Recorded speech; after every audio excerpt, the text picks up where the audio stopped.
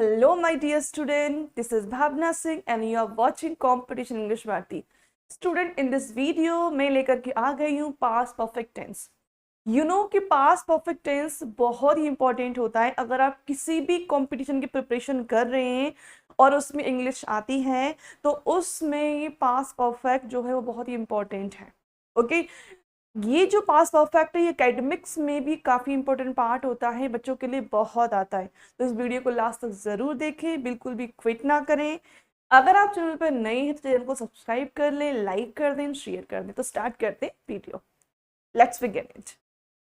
तो देखिए past perfect tense की बात करते हैं तो इसको ये जो पास्ट परफेक्ट टेंस होता है ये पास्ट का भी पास्ट होता है. इससे पहले हमने स्टडी किया था पास्ट इंडेफिनिट, बट ये जो पास्ट परफेक्ट है ये पास्ट का भी पास्ट है. कौन सा है? ये पास्ट का भी पास्ट है, क्योंकि इसमें थोड़ा कंफ्यूजन क्रिएट होता है बच्चों के लिए कि हम कैसे आइडेंटिफाई करेंगे. मैम ये पास्ट इंडेफिनिट लगाए या पास्ट परफेक्ट लगाए? भाई पास्ट इंडेफिनिट का भी जो पास्ट है ना वो पास्ट परफेक्ट है. हम इस वीडियो के अंदर ये भी पहचानेंगे कि हम कैसे आइडेंटिफाई करेंगे इसको कि ये पास्ट परफेक्ट है, ये पास्ट इंडेफिनिट है. इसमें हम पास्ट इंडेफिनिट का भी यूज करते हैं. एक्चुअली पेयर्स के अंदर यूजेज होता है पास्ट इंडेफिनिट का. एक्चुअल में टेंस तो पास्ट परफेक्ट ही है, बट जब हम पेयर्स में यूज करेंगे, क्लॉजेस में यूज करेंगे सेंटेंसेस को, तो वहां पर किसी क्लॉज में पास्ट इंडेफिनिट भी होता है. तो देखते हैं इसमें क्या है. सबसे पहले हम इसका स्टडी करते हैं इंट्रोडक्शन. इंट्रोडक्शन क्या होता है भाई? इंग्लिश की बात करें, मैंने इसमें आपके लिए हिंदी का इंट्रोडक्शन भी लिया है और इंग्लिश का इंट्रोडक्शन भी लिया है. तो देखिए, to describe an action that happen before a specific time in the past. Actual क्या है कि ये जो ना कोई भी एक्शन पास्ट में हुआ होता है. अब पास्ट में तो पास्ट इंडेफिनिट भी होता है, बट पास्ट कोई स्पेसिफिक टाइम होता है पास्ट का. उस स्पेसिफिक टाइम से पहले का जो एक्शन होता है वो पास्ट इंडेफिनिट होता है. कोई भी एक्शन है, कोई भी एक स्पेसिफिक टाइम दे दिया है, कोई भी एक्टिविटी दे दी है, उससे पहले का जो एक्शन है वो पास्ट परफेक्ट टेंस होता है. क्लियर? बात करते हैं हिंदी में कि हिंदी में इसका इंट्रोडक्शन क्या होता है. तो इसमें इसका जो इंट्रोडक्शन है हिंदी में, जैसे चुका था, चुकी थी, चुके थे, आ था, ई थी, ए थे, जैसे गया था, जागा था, सोया था. ओके तो ये जो लास्ट वाले जो वर्ड्स होते हैं हिंदी के इंट्रोडक्शन के तौर पर यूज होते हैं कि वो खाना खा चुकी थी, वो नहा चुकी थी, वो पढ़ चुका था, वो जयपुर जा चुका था. ओके तो ये जो इंट्रोडक्शन के वर्ड्स है हिंदी में है. तो जो बच्चे हिंदी में समझना चाहें वो हिंदी में समझ सकते हैं, क्योंकि देखो हमारी मदर टंग तो हिंदी ही है और हम लोग सबसे पहले हर चीज को हिंदी में समझते हैं, उसके बाद इसको इंग्लिश में ट्रांसफॉर्म करते हैं. ओके इसको समझाने के लिए मैंने आपके लिए यहाँ पर 3 एग्जाम्पल्स लिए हैं और तीनों एग्जाम्पल्स को हम यहाँ एक्सप्लेन करेंगे कैसे कैसे आप आइडेंटिफाई कर पाओगे. उसके लिए देखिए, सबसे पहले इससे पहले हम लोगों ने पढ़ा है प्रेजेंट परफेक्ट टेंस. इससे पहले हमने पढ़ा है प्रेजेंट परफेक्ट टेंस. और प्रेजेंट परफेक्ट टेंस की अगर हम बात करें तो इसमें क्या होता है, उसने खाना खा लिया है. एक्चुअल में इसमें कोई भी जो एक्शन होता है ना वो पास्ट में हो चुका होता है, पास्ट में हो गया है. उसके बाद क्या होता है कि उसका जो पास्ट का जो कनेक्शन है वो प्रेजेंट से होता है कि भाई उसने खाना खा लिया. हम प्रेजेंट में उसको एक्सप्लेन कर रहे हैं, इलेबोरेट कर रहे हैं उस चीज को. पास्ट की एक्टिविटी है बट उसका जो रेफरेंस है वो प्रेजेंट दे रहा है. तो यहाँ पर हम यूज करते हैं प्रेजेंट परफेक्ट. इसमें क्या होता है, लिया है, चुके हैं, चुकी है, ऐसे वर्ड्स यूज होते हैं. इसके बाद हम बात करते हैं पास्ट इंडेफिनिट की. किसी बात करते हैं पास्ट इंडेफिनिट की. देखो ये तो है प्रेजेंट परफेक्ट, ये जो है ये क्या है, पास्ट इंडेफिनिट. पास्ट इंडेफिनिट में क्या होता है, ई है, या है, आ है, कि उसने खाना बना लिया. पास्ट में उसने खाना बना लिया. तो ऐसे अगर वर्ड्स आते हैं, या है, ई है, ठीक है, ए है, तो उसमें क्या होता है, पास्ट परफेक्ट होता है आपका. क्लियर? जैसे कि वो जयपुर को गया तो लास्ट में क्या आया, या आया ना. तो इसलिए ऐसे जो वर्ड्स होते हैं ये एक्सप्रेस करते हैं पास्ट इंडेफिनिट को. बट पास्ट परफेक्ट में क्या होता है कि हम लोग ये जो लिया है, यहाँ पर तो है होता है, इसमें था लगा देते हैं कि उसने खाना खा लिया था, उसने होमवर्क कर लिया था, वो जयपुर चला गया था. ओके तो ये जो वर्ड्स है इनमें डिफरेंस क्रिएट करना होता है. तो ये बहुत सिंपल तरीके से समझ सकते हो. अगर प्रेजेंट परफेक्ट है तो उसने खाना खा लिया है, पास्ट है तो उसने खाना खा लिया, पास्ट परफेक्ट है उसने खाना खा लिया था. ओके तो इस तरीके से हम तीनों इन हिंदी सेंटेंसेस के थ्रू पास परफेक्ट टेंस को समझ सकते हैं बहुत अच्छे तरीके से। क्लियर? आई थिंक ये आपको समझ में आ गया हो। अब बात करते हैं, इसमें एक नेक्स्ट पॉइंट है और वो पॉइंट क्या है, हेल्पिंग वर्ब्स का, यानी कि जिसको हम ऑक्सिलरी वर्ब भी बोलते हैं। हेल्पिंग वर्ब्स को हम ऑक्सिलरी वर्ब भी कहते हैं। तो देखिए इसमें क्या है कि इसमें मैंने फॉर्मेट्स लिखे अफर्मेटिव का, नेगेटिव का, इंटरोगेटिव का। अब से पहले तो आपको बता दी थी इसमें हेल्पिंग वर्ब क्या होती है, हेड होती है। ऑक्सिलरी वर्ब जो है वो हेड होती है। अब इसमें हेल्पिंग वर्ब एक ही है, तो जितने भी आपकी सब्जेक्ट्स हैं, चाहे वो सिंगुलर हो चाहे वो प्लूरल हो, उन सबके साथ क्या आएगी, ये सारे जो दे रखे हैं इन सबके साथ में क्या आएगी, हेड यूज होगी, चाहे वो सिंगुलर आए और चाहे प्लूरल आए। बात करते हैं नेक्स्ट इसके फॉर्मेट्स की, तो हम अफर्मेटिव की फॉर्मेट की बात करते हैं। सबसे पहले सब्जेक्ट आता है, हेड, वर्ब की third form, object and others. Main जो पार्ट है हमारे लिए हेड और वर्ब की थर्ड फॉर्म हम इसमें यूज करते हैं। नेगेटिव में क्या होता है, subject, had not plus verb की third form, object and others.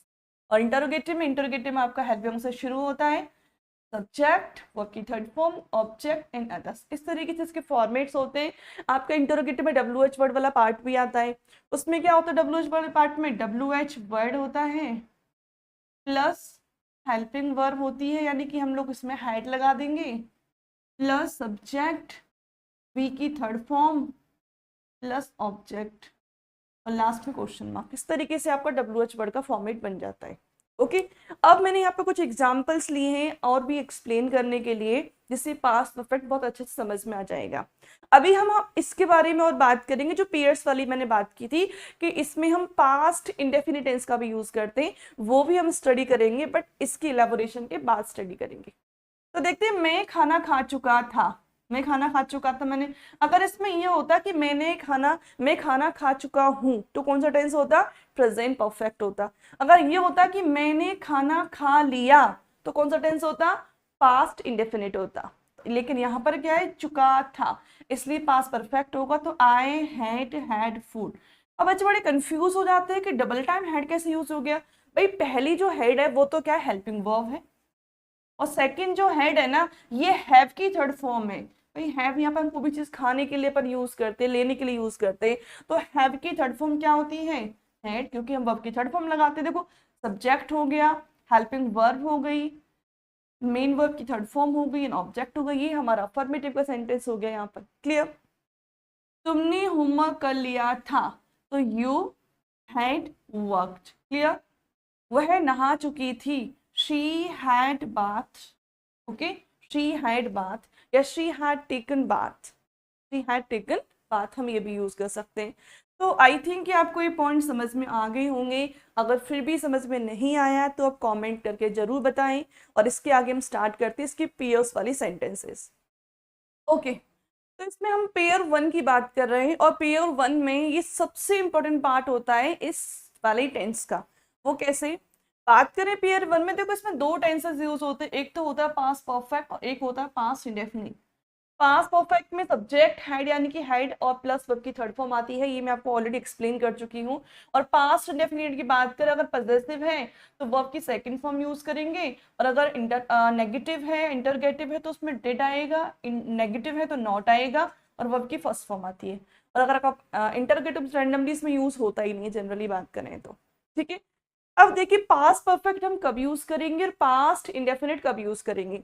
देखिए अब हमारे पास दो एक्शंस होते हैं, इमेजिन करो दो कोई भी एक्शन है और दोनों एक्शन पास्ट में हुए, और उन दोनों एक्शंस में से जो पहले नंबर का जो एक्शन है, जो फर्स्ट है, ये मैंने एक्सप्लेन भी किया है कि this is use for an action that happen first और अर्लियर। जो एक्शन पास्ट में पहले हुआ है उसमें तो हम यूज करेंगे पास्ट परफेक्ट, और जो एक्शन उसके बाद हुआ है उसमें यूज करेंगे पास्ट इंडेफिनिट।